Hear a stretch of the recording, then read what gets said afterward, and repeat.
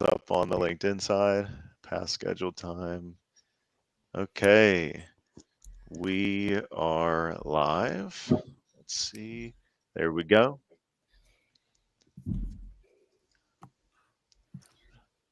Okay,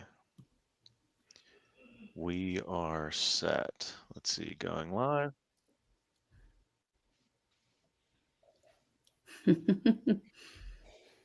Perfect. Okay, technology issues subverted. Here we are. We're live.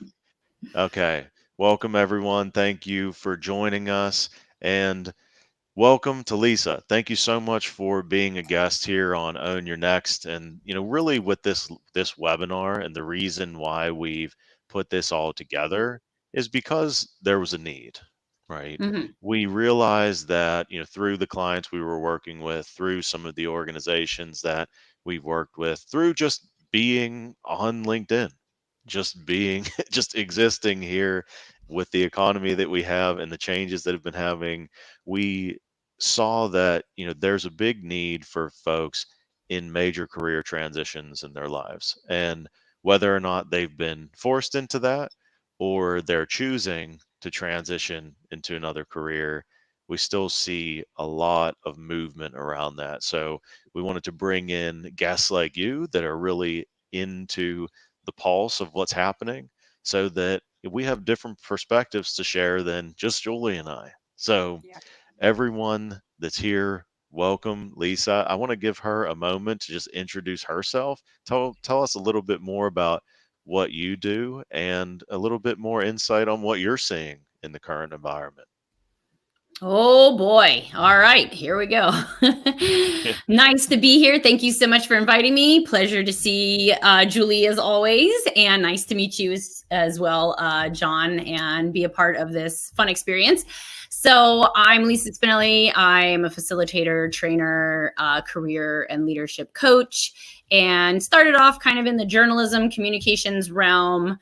Got a fun bridge role into the learning and development industry at the Association for Talent Development, and then was exposed a bit more. I kind of knew I wanted to be a coach at that point, but I wasn't fully invested in it. But through ATD, I got to be like a part of so many great networks, and one of them was ICF, the International Coaching Federation. So then went on to do program at George Mason, and am now the chairperson for the GMU Alumni Committee, co-chair of the ICF DC Capital Coaches Conference, and actually have a TV show that I had Julie on not too long ago called Job Hunt DC, which is in the local DC area only, but super fun. I do a lot of outplacement coaching, so I do see a lot of that, people looking for new roles. I get to be up and up on the current trends through that type of coaching.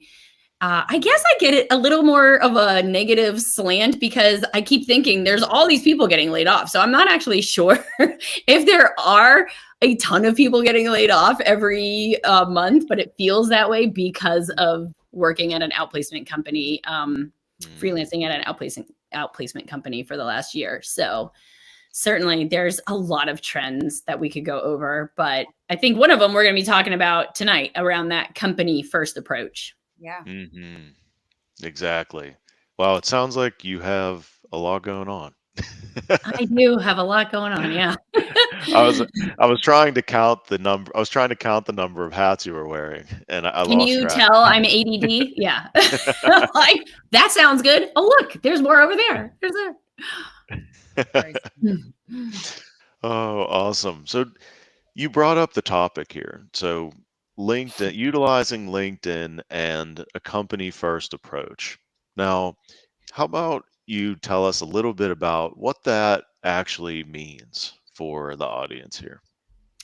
Yeah. So, okay. One of the biggest things that I see a lot of people doing is they get in a headspace or they get outplaced, and they want to find a new job, and they're just looking online, at LinkedIn jobs, or they're looking at Indeed, or maybe they're still looking at Monster. I'm not so sure, but all those job boards out there. And a lot of the times they're not really investigating the companies themselves before they apply.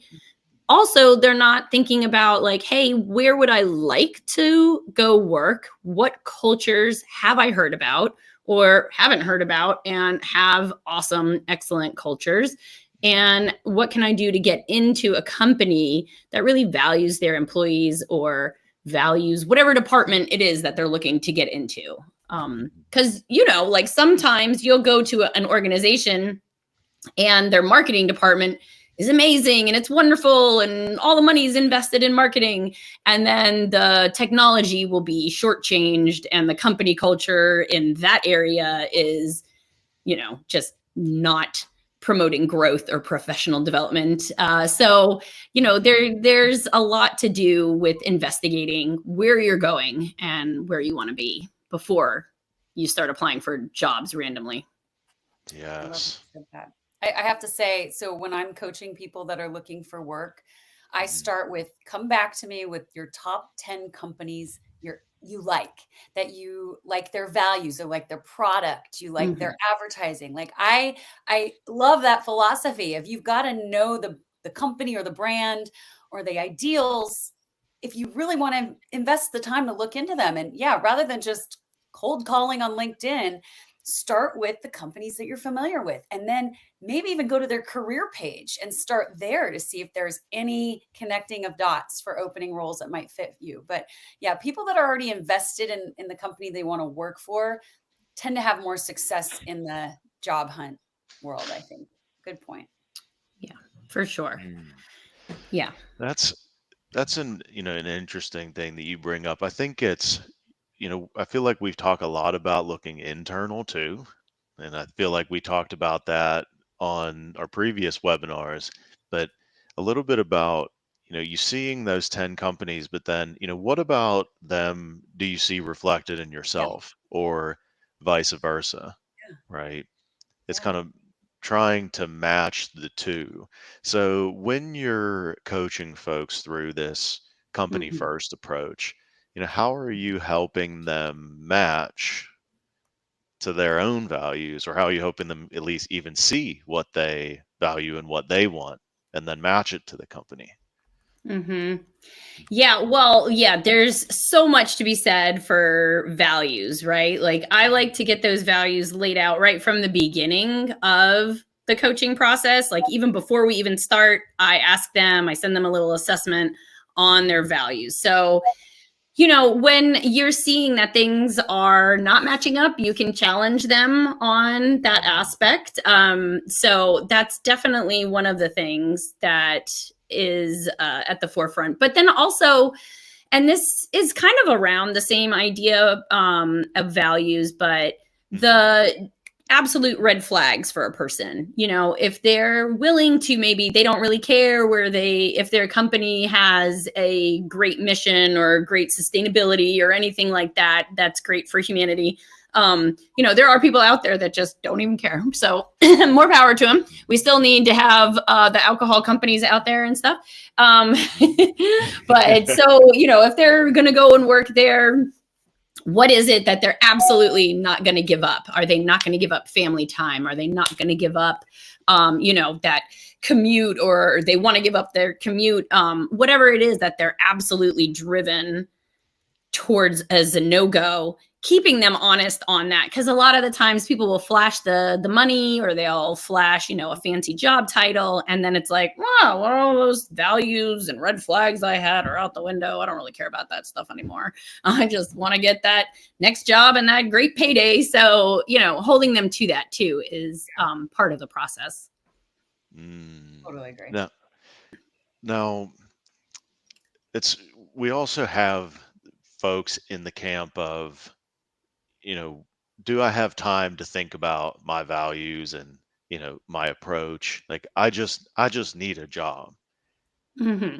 like where there's a little bit of that time pressure, money pressure, pressure I'm putting on myself. It's, how do you help that person see the value in, taking a step back and like taking the time to do that kind of work? Well, go ahead, Julie. Do you want to talk about that first? Well, I have an opposite approach, so I'm going to let you go Ah, first. Mm, Um, well, I'll tell you what I think to that, John, which is an yeah, opposite perspective. I please. like to comfort people in saying it's for now. So if you are desperate to find a job, work the mhm. good work. Take a job and don't look at it as I'm signing my next 20 years away to this company. Just know, just give it a try. And a lot of people Mm, make a bigger deal in their head about, oh, it's going to be too many hours and too much stress. Go find out. Let it play out. Let things unfold. Maybe you will change the culture. Maybe you'll have a positive effect and work life balance will come in because of you or because you are going to set your boundaries from day one. But so my approach is, yes, the values to some people are a deal breaker, but if you really need a job and there is a job offer waiting for you, unless it's a company like you said, Lisa, that goes completely against your moral values, just give it a try. I mean, the worst thing that can happen is you start looking for another job. And a lot of people are job hopping right now. I think there's a lot of forgiveness in that with this new world of layoffs and transitions, but don't let your head get ahead of you. Just let things play out. And if you don't like it after, 3, 6 months, then start looking. But you never know. It might actually work out and be the greatest thing. Yeah, and I think you touched on a really good point. A lot of people, you're 100% right there, in my opinion, that they are getting in that frenzy, right? And they're like, oh my God, I just need to find a job. I just need to find a job. Like my severance about to run out, or I don't have severance and I just need to pay the bills and I got to find something. And it's like, yeah, the next job doesn't have to be the last job that you get. Right. It doesn't have to be that life changing event necessarily. If you have the comfort of it, then you can stop and do that reflection and all of that. Or you can find maybe some gig work or some freelance work or something in the meantime that kind of tides you over, which a lot of people don't realize how much, and this is one of those trends, like how much gig work there is nowadays. And I'm not saying that it's very well paying necessarily. There's a lot of stuff out there that is not very well paying, but mhm. there's a lot of stuff that you can There do is. nowadays, and some of it is even on LinkedIn. You can, start a services page and you can, sign up for Upworks, or you can sign up for a bunch of these sites.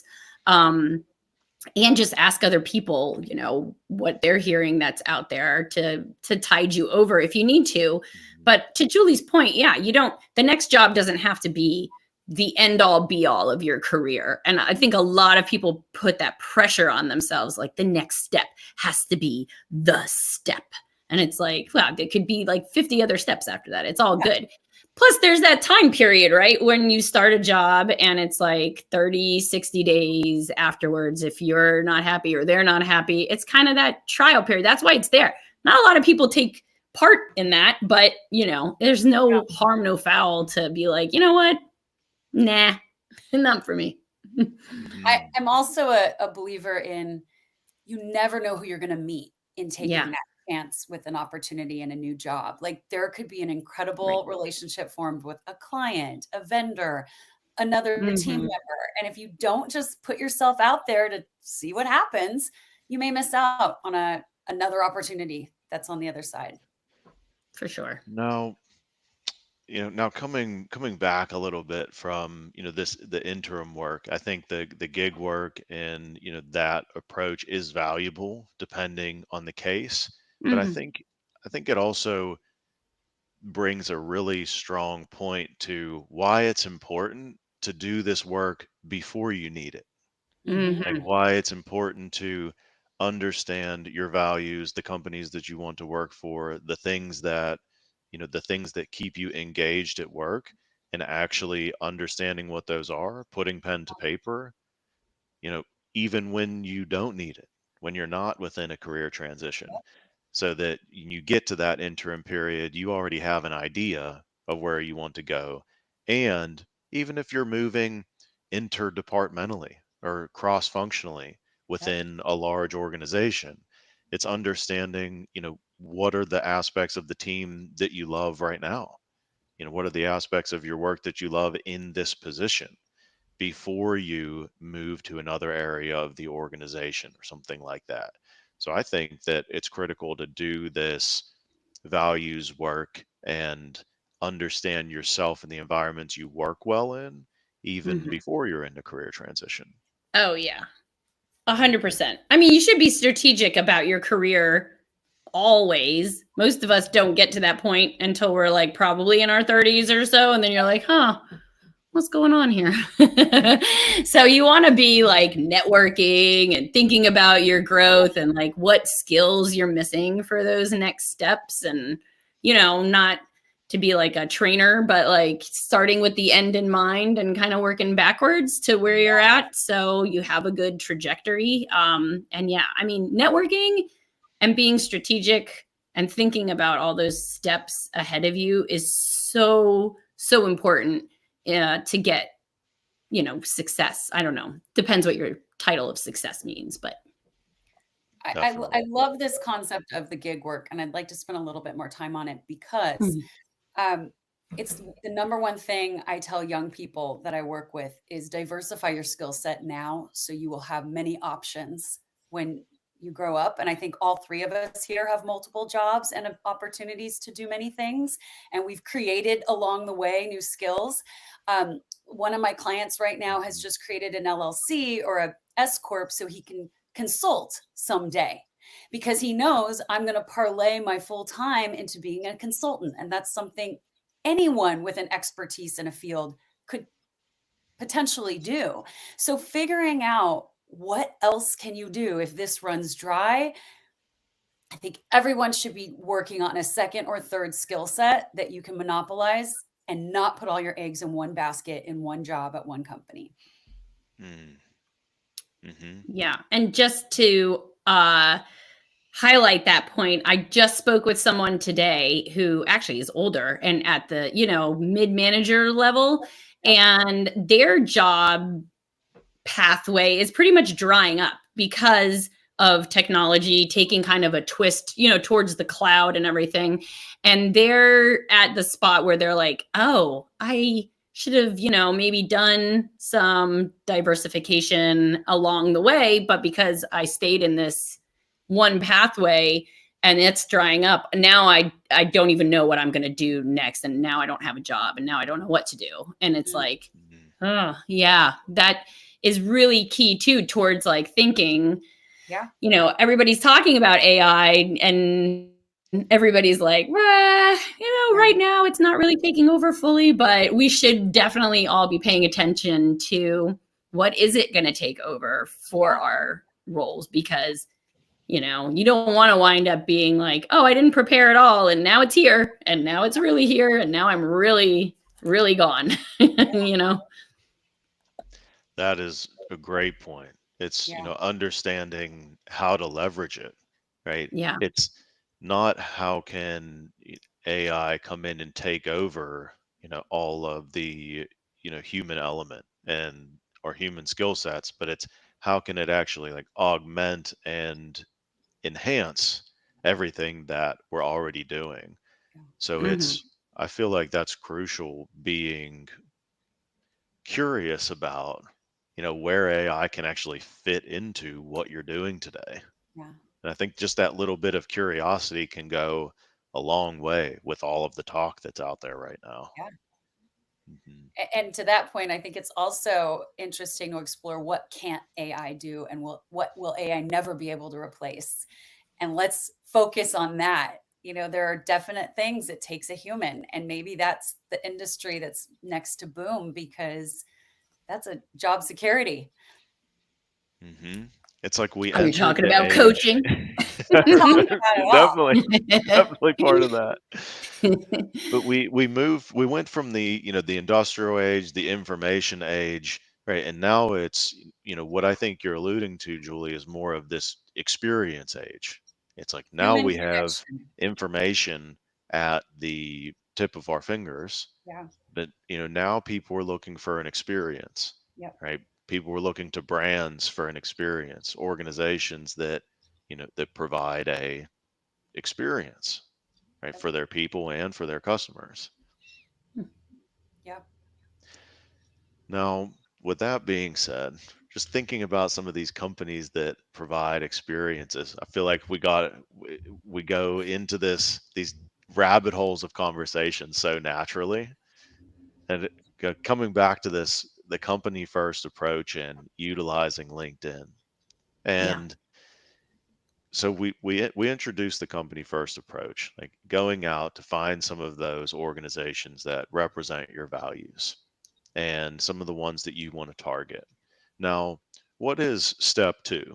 You've identified some of that list that you want to look a little deeper into.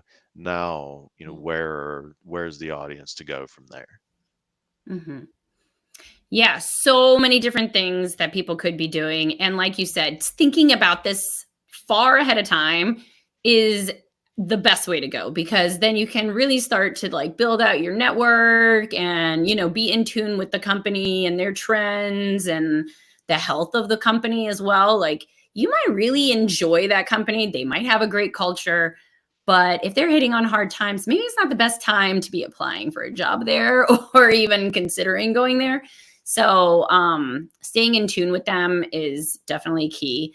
And getting informational interviews if you are at the point where you are looking for a job, and maybe it's your own choice and maybe it's not.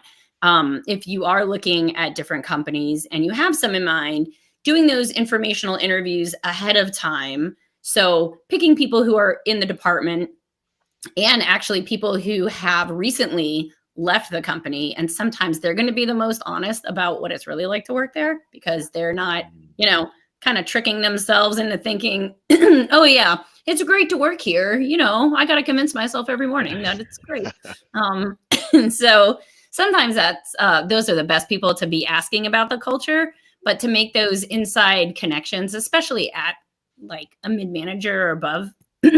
Sorry, I just ate dinner, so everything's in my throat still. But Clear it up. they're probably the best keys to getting those referrals. So if you can make like those connections and those interactions with people that are within the company now, if there is a job that hasn't necessarily popped up, or say there's some mergers or reorganizations happening within the departments and there might be an opening popping up, that's the best time to really get into those companies, because, then you don't have to contend with 300 other people on LinkedIn applying for the role as well. So that's networking is what I tell people all the time. It's going to open up so many doors for you and let you know about things way before other people even know about them. Mm. And when you mention like finding some of these people like to start reaching out to, I'm going to make the assumption this is where utilizing LinkedIn comes in, right? You've Yeah. viewed the company. Now you can see who's in what department, who's recently left the company, who's recently joined the company, Mhm. trying to get, a different flavor of different people. Now you have the cold outreach. Um, Maybe there's some point of overlap. Maybe there's a school alumni or something that Mhm. where you have some common point of connection. But let's start from the cold side of things. When you're going to reach out to someone cold within that organization with your interest, how do you coach your clients through that process, or what do you recommend? I actually don't recommend that you do a cold outreach. So first, I would see if you have any connection, second degree connection. So somebody that that you're connected to, that's your first degree connection. So me and Julie are first degree connected. Now, anybody that Julie knows is a second degree connection to me, only because I know one person. So you can imagine how wide your network gets once you start connecting with everybody you actually know. And a lot of people that I coach, they're kind of new to LinkedIn and they're like, oh, I have, 100 people. And I'm like, that is not enough, buddy. You know way more than 100 people. What are the statistics out there of how many people you meet every year, even as an introvert, which I'm obviously not. But even introverts will meet like thousands of people every year. So if you, not saying you have to connect with everybody on LinkedIn, but if you do get connected with a lot of people, your network is huge in reality. So having Julie then reach out for me to the person she knows to say, hey, Lisa here, wants the blah, blah, blah. Then that is, what in sales they would call like a warm lead. It's not like a hot lead, but it's pretty warm. And that's going to get you way more of a chance of that person communicating back to you, because a cold outreach, especially nowadays, I would say, oh my gosh, maybe since COVID kind of tapered off, it's pretty tough to get those replies. It's like, who the heck are you? And stop bothering me. And I think it might be because there's a lot of vendors now on LinkedIn, like way more than there used to be. And I don't know about you guys, but I am over the vendors on LinkedIn. Well, I have to share as a recruiter, because I do recruiting as one of my 19 jobs. I am the queen of the cold outreach as a recruiter. When I spy someone, but it's important that people know, if you set up your LinkedIn profile properly, you will become appealing to recruiters, whether or not you have the green banner. And because recruiters are looking for keywords in your profile. And so, it's a two-way street. You could be looking, but somebody could be looking for you. And if you can strategically set yourself up to be noticed, because Nope. We may have words appropriately. Oh, here she comes. Then you could be. Oh, did I break up? Yeah, you broke up there for a little bit. Wi-Fi. There's a storm here. Yeah, we're in the storm region. But anyhow, you could become very appealing to people looking for you. And I think that's when the cold outreach is a game changer, because you're just like, they see me, right? But then your cold outreach is, coming with value and interest, right? Well, they're still taking a chance on a stranger. I think that's important. And I choose my words wisely. I'm always saying, are you open to job opportunities? And that usually captures their interest. But in the beginning, I'm just as much of a salesperson as a vendor. That's Lisa's nemesis. So you got to choose your words right wisely. And also one other thing, and I'm sure everybody listening knows how to use LinkedIn properly, but for the one person that doesn't, no, they don't. Anytime you click on someone's profile, you can see who your mutual contacts are, or you can see if they've attended your university. So when you find that one of those 10 companies you're really interested in, click through all their employees. Take an hour, look at the majority of people on LinkedIn, and see if you can connect with any dots that someone who knows them, or you're a first degree. It's a job to find a job. And so you're going to have to carve out the time to appropriately do your research. But Lisa, I loved the company first approach. I think that is just so important. And you're right. Not enough people take that time. Yeah. Oh, yeah. And even when I coach people, I'm always amazed when they come back and they're like, well, I didn't do anything that you said. And I just applied to, 50 jobs online and I only heard back from one. And I don't know what's wrong with me. And I'm like, there's nothing wrong with you. You just got to stop doing that, because you're not going to hear back from more than like 2 to 5 tops %. So yeah, quit doing that. I have a question for you, Lisa. Ego destroying. So when you see a job post, let's just use LinkedIn, and you see that they've received 200 applications, would you recommend someone to just throw theirs in the mix? Or at what point do you say, move on, it's saturated? Yeah. And this is really tricky, right? Because I have some friends that are internal recruiters. So rather than, external and trying to find that for different companies, they're within a company trying to find talent for roles that are open. So more like talent acquisition, I guess, than recruiter titles, but still. So for them, what they're telling me is, yes, after a certain number, they're exhausted with the resumes that are coming in. And sometimes they're literally being forced to go through almost every single one by hand, the old school way. And and they actually just stop after a while because they can't handle looking at all of them one by one like that. So I say, before I would say maybe a few years ago, You don't want to be the first one in because, they're not really like they're waiting to pile a few up and look through them. And you kind of want to be towards the last because the last is what sticks in people's minds, especially for interviews. But nowadays, you don't want to be the last one in. So I'm not saying that you shouldn't apply if you Okay. feel like you're an awesome match, because there are a lot of people that are applying for jobs that have no business applying for that job. Mhm. So yeah, you could still apply if it's your dream job, but just, don't let it affect your confidence and your ego and your mindset going forward, because that's the real detriment, right?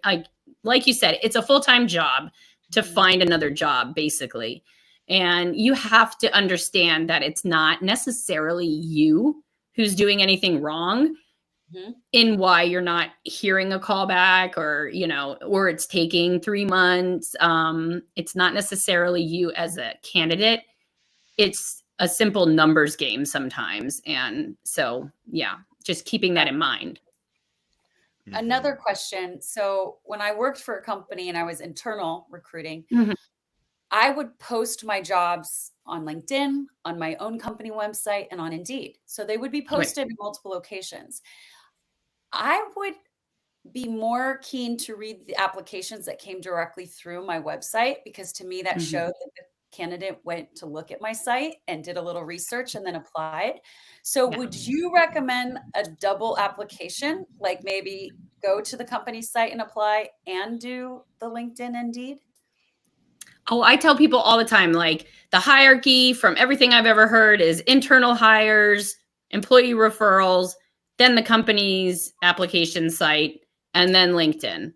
So, yeah, trying all of them is, I mean, well, you can't be an internal if you're not internal, but you could try all of them, but definitely don't apply for anything before hitting that referral opportunity. Because Yeah. sometimes, even now, so it used to be that you could apply to a job and then you could tap your referral. But now there's, even from what I'm finding, there are totally separate referral systems, even. So you'll give your resume to a friend who works at Booz Allen and she puts it in there for you. And then you get the referral and then you do the application. So if you Yeah. do it backwards, sometimes it's impossible for them to even have it down as a referral. But always, always, I say to use the company website, and not even to bother with LinkedIn, not do a double, but just do the company one, because they're going to go to that one way more than LinkedIn. It's like the last resort, or the third party places, from what I'm And hearing. I don't know if you were meaning this, but a lot of companies give incentives to internal staff helping them Oh, yeah. find hires. So there is a big incentive for somebody Mhm. referring you. So I've had people where I've reached out and they've said, tell them not to apply online, let them be my referral, because there's a Yeah. kickback. So Yep. I mean, there's a mutually beneficial situation here if you take the time to talk to the right people before you just jump into the Yeah. masses. Yeah. And to that point, most people want to help other people and they want to help themselves in the process, right? So if you could reach out and they can be a referral, they're getting that kickback. But also, Yep. when you reach out, if you can ask them about themselves, ask them, do a little bit of research on the person before you reach out to them, or have your first Right. degree connection reach out to them. Because if you have anything in common, or if you're starting off the questions with like, I just want to learn more about how you got where you are, and not to be fake about it, like actually care about, where they actually came from, like, I mean, people to me are very interesting. People's stories are very interesting. Some other people, maybe they don't really care that much, but find something that you do care about that person, so that when you're talking to them, you're not just like, okay, when are they going to shut up so I can ask them about this job that I saw, like, you definitely want to be interested in what they have to say, because when you're being authentic and caring, that's when people want to help you, right? Mhm. Hmm. It's like tapping into that curiosity is key. Yeah. Yeah. So you've done that work. You've looked at, who are some of the first, second degrees like within that organization. So now you're starting the gathering information. phase, Mhm. right? You're understanding if you can find a referral, if you can apply online, then how do you help them start to prioritize these companies? So maybe there's four or five that they're looking at. And then, so when they gather that information, and what does that change about the process? Mhm. So they've got 4 companies that they've already reached out to, or where are they Yeah, at sure. with that? They're starting to gather their information, trying to follow a client or a candidate through this process, right? Mhm. Then Yeah. they've applied online, and you start the waiting game. And then you start the interview game. Mhm. Do you continue reaching out to different people after you've applied? Like, where does the networking stop and the waiting start, Mm. if ever? Yeah, I mean, okay, so a Mhm. couple things here. Like you have your target companies, right? And you've applied to them, and I would say, they're probably going to be way more than 5, but you might be doing a really crazy targeting, like tagging them on LinkedIn and posting about them and even maybe blogging about them. I've known people who have done blog posts and entire blogs and even like entire websites Wow. directing a company towards them as their prime candidate for Wow. solving whatever problem they had, or even just blogging all about them and what they would do differently and blah blah blah. So that kind of approach, like if you're crazy about a company, can possibly work, at least get you an interview. But if you have 5 companies that you've sort of kind of targeted, you've done the networking, you've done some interviews and all of that, don't stop. Please, for the love of God, don't just like hedge all your bets on these 5 companies, because even if you've gone through like the entire process and it's down to you and one other person, well, you might still not get it. So like then you're starting from ground zero again, and you don't want to start like up and down your whole application, job search time, because no matter how much money you may have, at the end of it, you might be like riding that roller coaster for a while, and nobody wants to be on that roller coaster for a long time. You want to be coasting along and at least have, the highs in there, but you don't want to be dropped down to the bottom all over again. So Yeah. keep the applications going, keep talking to people, keep connecting with people, and keep targeting companies that would be interested. There are so many companies out there. It's not just like these Microsoft and Amazon and Google. There's, all these companies that you might not have even ever heard of. So start digging around, start going to whatever kind of associations you might have affiliated with your role or industry, and make new connections. Find out where people are working. Find out where people that used to work with you that you enjoyed working with, where are they working now, and really do some outreaches to discover new places, because it's not just what you have heard of that's out there. Hmm. I want to just piggyback, and John, this was, I think, part of your question as well, is once you get into a company's interview process, and let's say a second connection made an introduction for you, but it's not your best friend and it's not your aunt or uncle or whatever, it's not a family member, um, don't harass them, because they've done their due diligence of passing your resume along, and it may be as far as they So can true. take it. And so I just want to be respectful of those people that go out of their way for you. They're not going to be checking in every day for you and giving you feedback. And it's going to make them not want to help ever again if you make it like it's their job as much as yours to get this job. And so, just understand, if somebody does something for you, be super gracious, but don't expect anymore unless they Yeah. come back and say, how else can I help? And I want to help people not burn bridges and continue the favors coming, so we don't seem entitled. That's a really good point. A really Yeah. good point. That's mom advice, right? I'd say it's also, continuing to pay it forward too. Yeah. It's like whenever, right, whenever you do get that role, and you become internal, right, be that person. Like you remember Mhm. you've been in those shoes. When someone reaches out to you to pass on a resume, remember that, Yeah. right? Kind of in the same vein. So I have a client right now. I hope they're listening. They're looking for a job. They are very, very senior in their role and they're new to the area. And they're exploring options while looking for a job. And there's a couple connections I'm going to make for them that they are going to ask for an exploratory conversation with the same role at a big company that they're interested in. But the conversation will be no strings attached. They're not going into it asking for a job. They're going into it saying, tell me about the industry out here. I'd love to know like how it's just informational.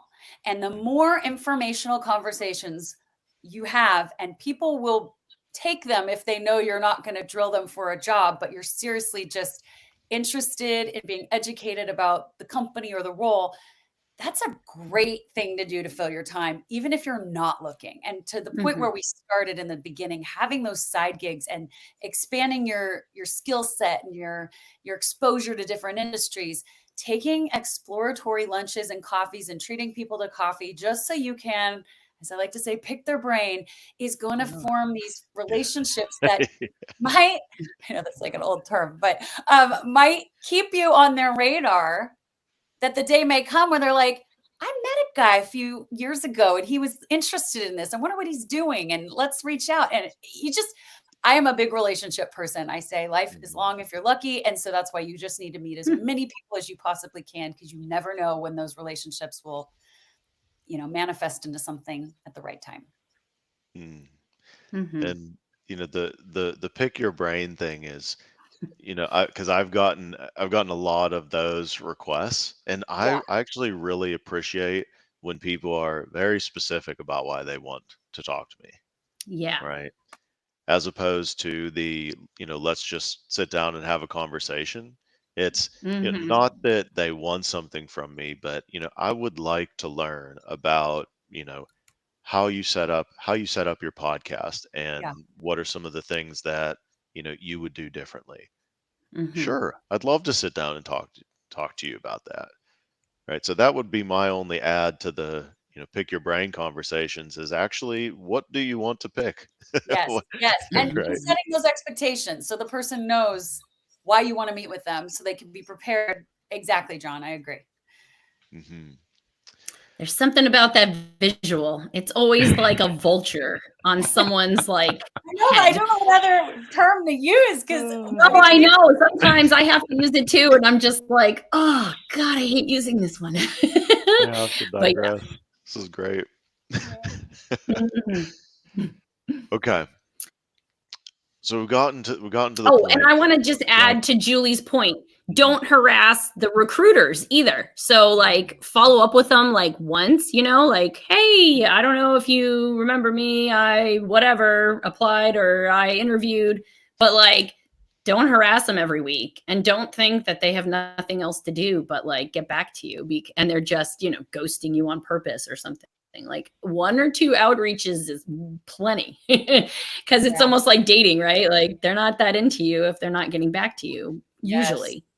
Yeah. Yes. Yes. And i- we talked about this, maintaining the consistency. So even if you have, say, 3 or 4 irons in the fire, you're waiting to hear back, and you're not hearing back, but maintaining that consistency of the job search until Mhm. something has landed, right?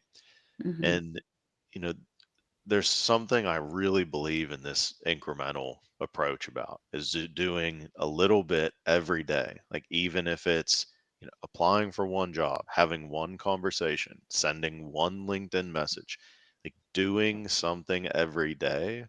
And like, the importance of consistency versus Yep. intensity and duration Yep. applies to so many things in our lives.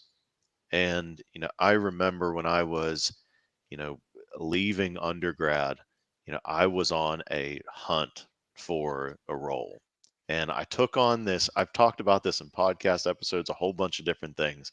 But so the quote's attributed to Jerry Seinfeld, and I don't know if that's right, but apparently someone asked him like how he became the, most like financially successful comedian that there is, right? I guess at that time. And he said, Mhm. I wrote jokes for an hour every day. And every day I did that, I put a slash mark on a big dry erase calendar. And once you get started, you just don't want to break the streak. And apparently that was the root of all his success. I heard that as, I don't know, I was 18 or something, 20, I can't remember. I know I was probably 21 or something at the time. So I immediately put a massive dry erase calendar on my wall. And every day that I did something like that, went to a career fair, sent an application, had a conversation, I'd put a slash mark. I didn't break the streak, even no matter what was happening, right? But then I was flying out to different interviews. Like then it built up to, one, two, three times a week sometimes. I was traveling to interviews. And I don't really attribute that to the candidate that I was. I really attribute it to that consistent Mm, approach. yeah. And I wanted to take the time to really hammer that home after you mentioned that, like to keep that rolling. It's like if you're waiting to hear back from three different companies or something, still maintain the consistency, even if it's one thing every day. Mhm. Yeah, it's Yeah. that habit forming, right? Oh yeah. Yeah. I think.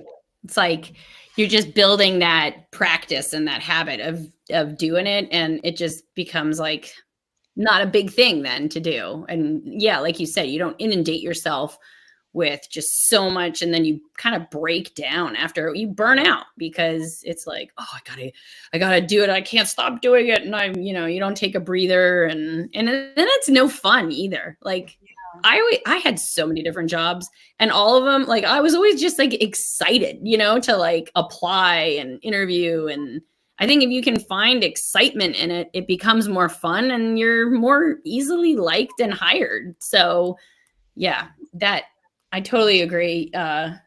Keeping it consistent and incremental is going to be so much more helpful for everything involved in a job hunt.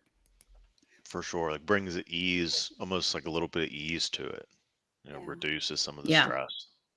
And you can also do it if you have a job. Like it just made me think that like when I was Yeah. working, I always used to say, what would I want to do if I wasn't doing this? And I started planting those seeds so that I didn't have to one day do that and I could do the what I'd want to do. And so I Mhm. stayed consistent with chipping away at building, like we said, the side hustle by doing a little bit of the outside stuff that I really enjoyed every day to the point where it became something that actually I could go do. And so finding, and Hmm. I think that, I'm sure there's people that are thinking about leaving their jobs, and these conversations may shock them into reconsidering or give them that motivation to actually think a little harder about it. But I, again, just say everybody needs to have a couple irons in the fire if you want to be able to know that you don't have to worry when you have irons in the fire, because if something doesn't work out, you've got plan A and plan B to fall back on. And I think at this point, we all need to be thinking about that because nothing, as we've seen with all the layoffs, as Lisa started this, people were blindsided in many industries. I mean, the most like legit companies that were hiring by the droves 2 years ago, all of a sudden done, and no one saw it coming. Well, some did, but anyhow, just that's my little addition to keeping it consistent, whether you're looking for a job or Yeah. not, something consistent that makes you feel fulfilled. Mhm. Okay. Now, there's been a lot that we talked about today, and a lot of different pointers. This whole process, starting with the company, back to really getting in touch with the people, is Yeah. what I was hearing. Is starting with the company, working your way in with your network to get in touch with people like to then pull your application to the forefront, right? These companies align with you, the people get you in, and that's the kind of continuous process that you stay on, doing a little bit each day. It's kind of the summary that I have here. Now, what is one thing that you want people that are listening today to walk away with? And feel free to add more than one thing, but definitely one highlight. What do you think, Lisa? Well, I mean, this is no shocker. Just like network, network, network, be authentic. Try to have fun during the time of career pathing and job hunting and just looking around. So, yeah, you don't wind up being surprised or wind up being obsolete in your job role. So that you really are strategic. But network, network, network. And watch your show, Wonderful. right? Oh, yeah. And watch my show. Now, I will go ahead and open up the conversation to any questions. If there's anyone coming in from the audience with questions, I'll go ahead and read them to everyone. But want to open it up. We'll give everyone another minute or so here to start adding things in the comments or the chat. I don't even know where you see this. Where do you see this? Oh, you're in LinkedIn. Meh. Hmm. How do Exactly. you like Riverside FM here? I love it. It downloads everything. It highlights different parts of the conversation for Oh, video that's clips cool. and things like that. And we can stream simultaneously to LinkedIn, Yeah. YouTube, other Ah, platforms as well. But we stream nice. we stream live directly to LinkedIn and YouTube. Hmm. Okay. It Well, I looks like didn't we know I have was looks getting like we all have a pretty famous over here. it looks like we have a pretty pretty quiet here in the questions. Oh, I wonderful. you got one, Wonderful, John? Jen. Go ahead. Go ahead, Oh, Lisa, I'm Jen. just So curious. yeah, Jen said it's validating what she's heard. Networking is the single most important thing you can do to add opportunities in your career. Hi, 100% Jen. agree. Hi, Lisa, Jen. what are you seeing as the industries that are ramping up? Where are you finding people are having success in even like pivoting into new industries? Mm, Oh, that's a good question. Industries that are ramping up. Well, while I do see a lot of people being laid off in like the healthcare, like the insurance and the groups kind of side, of course, like the on the ground kind of healthcare places are doing fairly well. I'd also say like supply chain seems to be doing okay. There are, of course, a lot of tech companies that laid off a lot of people, but there's a million tech companies out there hiring too, because everything is tech now, right? Like anything and everything you can imagine has a tech component to it. So there is so much out there as far as, I don't know if I would even call it an industry any longer. It's just, a thing and everything. So certain skill sets within in technology like development, I want to say, rather than technology as a whole. But yeah, certainly those. And then for like also roles, I see a lot of marketing not having much of a problem getting whatever they want. Project management seems to be a little bit tougher. mm, Operations side of things seems to be a little bit tougher as well. And even HR, actually, a lot of recruiters lately being laid off. And that may be because of that AI and ATS, like keyword matching systems mm, mhm. Well, and things did like that. Not really 100% okay. sure on that, but Okay, there you go. I was like, it broke up for a second. I thought LinkedIn cut us off. Okay. Yeah, when I think about that hot industries, I feel like it is so it's so up and down across the board that there's just a lot of change happening in every industry right now. And, Mhm. a lot of it is on the technology side, and we're seeing a lot of those ripple effects like through the organization. So I think even back to what we were saying at the beginning of this was, you know, picking up on some of these current trends is going to be really supportive of your career. Yeah. Right. I think understanding what's happening in this space, and no matter what role you're in, is going to make you an asset to your organization. Yeah. Yeah. All right. Well, we've Absolutely. come to the end of our time here. So I just want to, from the bottom of my heart, thank you so much for joining us Thanks. today, Lisa. It really makes a Thank difference you. having another perspective and, with such insight in a conversation like this. So thank you so much for being here for the audience and with Julie and I. Really appreciate it. Thank you, Lisa. You're Thank you. welcome. Thank you both. Hmm. Keep doing good work, Lisa. They need you. That's right. Thank you, You John. too. You too.